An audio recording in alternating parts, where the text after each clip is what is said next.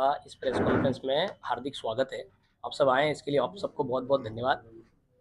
ये जो press conference हम लोग कर रहे हैं, इसका मुख्यतः विषय जो है आप सबको वैसे संज्ञान में है कि विद्यार्थी परिषद का 70वां राष्ट्रीय अधिवेशन गोरखपुर में अभी हाल ही में संपन्न हुआ है। अभी हमारा जो 3 दिवसीय 70वां राष्ट्रीय अधिवेशन जो संपन्न हुआ है, वो विश्वविद्यालय के अंदर यहाँ अभी हुआ है। 22 तारीख से 22, 23, 24 ऐसे 3 दिन यहाँ पूरा हुआ है। तो 22 तारीख को हमारे अधिवेशन का उद्घाटन हुआ। उद्घाटन में हमारे जो मुख्य अतिथि रहे हैं, श्रीधर वेम्बू जी भी रहे हैं। तो वैसे जो विद्यार्थी परिषद वर्ष भर कार्य करती है, उस पूरे वर्ष भर कार्य का जो लेखा-जोखा होता है, कार्यक्रम होते हैं, हमारे जो मेंबरशिप होती है, ऐसा पूरा जो हमारे साल भर का जो काम है, वो विद्यार्थियों के बीच में हमारे निवर्तमान जो अभी महामंत्री श्री अतुल शुक्ल जी, उन्होंने उस जो 22 तारीख के दिन वो रखा, उसमें जो इस वर्ष की हमारी जो सदस्यता है, वो 55,12,470 सदस्यता इस बार हमारी हुई है देश भर के अंदर। इतने सदस्य विद्यार्थी परिषद के इस वर्ष बने हैं।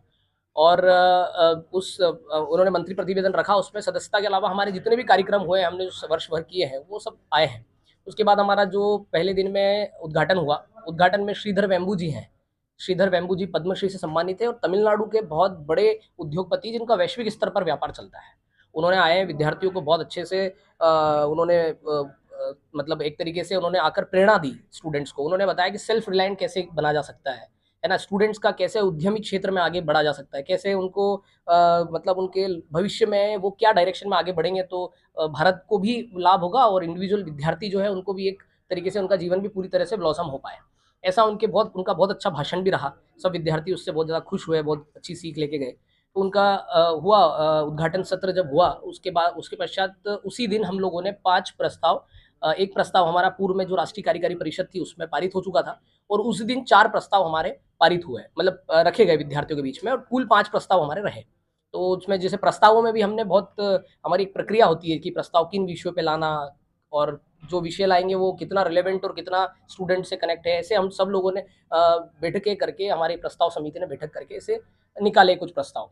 तो उसमें हमने प्रस्ताव निकाला है कि जो शिक्षक की गुणवत्ता जो गिरती जा रही है, उस पर भी एक प्रस्ताव आना चाहिए। तो वो प्रस्ताव हम लेकर आए। एक जो डे बाय डे हम देख रहे हैं कि पिछले कुछ समय से जो निजी से के साथ-साथ जो गवर्नमेंट इंस्टीट्यूट्स भी है, चाहे कॉलेज हो, चाहे स्कूल हो, चाहे कोचिंग्स हो, इन सबकी जो फ़ीस है, वो उसकी वृद्धि होती जा रही है। वो फ़ीस हाइक बहुत बड़े लेवल पर हो रहा है। तो वो सभी विषयों को जोड़ते हुए एक शैक्षणिक शुल्क जो है, उसकी वृद्धि जो है, उसको लेकर भी एक हमारा प्रस्ताव आया है। और तीसरा जो हमने अभी देखा है कोरोना के बाद से जो कैंपसों में भी देखा, समाज में भी हम लोग देख रहे हैं कि जो मिलावट होती जा रही है खाद्य पदार्थों में, उसको लेकर भी हम प्रस्ताव लाए कि खाद्य पदार्थों में जो मिलावट है, कहीं न कहीं वो ह्यूमन हेल्थ को बहुत ज़्यादा डैमेज कर रही है और आज की जनरेशन तो ठीक है, वो आने वाली जनरेशंस को भी खराब कर रही है। कई ऐसी बीमारियाँ हैं जो आज के समय में जो बढ़ रही है, जिसका रेट हम देख रहे हैं कि कई रिपोर्ट्स में बहुत हाई आ रहा है, उसका कारण कहीं न कहीं देखते हैं, तो यही लाइफ़स्टाइल डिसऑर्डर्स हैं और उसी के अंदर सबसे प्राइमरी अगर देखा जाए, तो खाद्य पदार्थ का विषय आता है कि खाद्य पदार्थ के जैसे इंसेक्टिसाइड्स, पेस्टिसाइड्स का उपयोग होते जा रहा है। तो ये सब चीज़ों और वही चीज़ हम खा रहे हैं, पैक्ड फूड खा रहे हैं। कॉलेजों में पैक्ड फूड, फास्ट फूड मिल रहा है, पैकेजिंग वाला फूड मिल रहा है, एयरपोर्ट, रेलवे स्टेशन हर जगह वही मिल रहा है और विद्यार्थी और युवा देश का मेनली जो है वो उसी चीज़ का सेवन कर रहा है। तो उसका जो नेगेटिव प्रभाव है, वो समाज में आने वाले समय में ना रहे, उसके लिए ऐसा प्रस्ताव हमने पारित किया और उस पर हम काम भी करने वाले हैं। और हमारा जो चौथा प्रस्ताव रहा है, वो जो भारत की जो एक कूटनीति के कारण जो भारत वैश्विक स्तर पर जो एक सकारात्मक तरीके से आगे निकल कर आया है, जिसमें देखिए हम कि कई बार इंटरनेशनल लेवल पर कई 2 अलग-अलग देश होते हैं, उन देश के झगड़े सुलझाने के लिए भी भारत को मध्यस्थता के लिए बुलाया जाता है। तो ये भी एक भारत के लिए गर्व की बात है और एक कहीं न कहीं ये हमें ये मैसेज देती है कि जो हमारे देश की विदेश नीति है या हम उसको कहें कि जो सकारात्मक कूटनीति है, वो कहीं न कहीं सफल होती दिख रही है इंटरनेशनल लेवल पर। तो एक उसको लेकर भी हमने एक प्रस्ताव पारित किया है। ऐसे 4 प्रस्ताव हमारे राष्ट्रीय अधिवेशन में पहले दिन रखे गए विद्यार्थियों के बीच में और पूरे अधिवेशन में जैसे तीसरे दिन हमने पारित भी किया उनको। तो 4 प्रस्ताव वहाँ पारित हुए और एक जो मणिपुर की हिंसा है, जिस पे हम लोग ये कह रहे हैं कि जो मणिपुर में हिंसा हुई उसको पूर्णतः किसी न किसी रूप से रोका जाए। सरकार को उसके लिए हर संभव प्रयास करना चाहिए। ये हमारा उसके लिए मत है और उसको लेकर हमने राष्ट्रीय कार्यकारी परिषद जो है, उसमें वो प्रस्ताव पारित किया है। तो ऐसे 4 प्रस्ताव हमारे पारित भी हुए और उस पूरे अधिवेशन में अगर हम देखा जाए तो पूरे भारत भर से लगभग हर जिले से हमारे प्रतिनिधि कार्यकर्ता उसमें आए और उसमें लगभग 1229 कार्यकर्ता विद्यार्थी परिषद के और जो स्टूडेंट हैं, अलग-अलग विधाओं के, कोई मेडिकल स्टूडेंट है, कोई टेक्निकल स्टूडेंट है, कोई इंजीनियरिंग है, कोई फार्मा का है, कोई एग्रीकल्चर का है, कोई पीएचडी स्कॉलर्स हैं, ऐसे सभी स्टूडेंट्स उसमें 1229 स्टूडेंट्स हमारे रहे।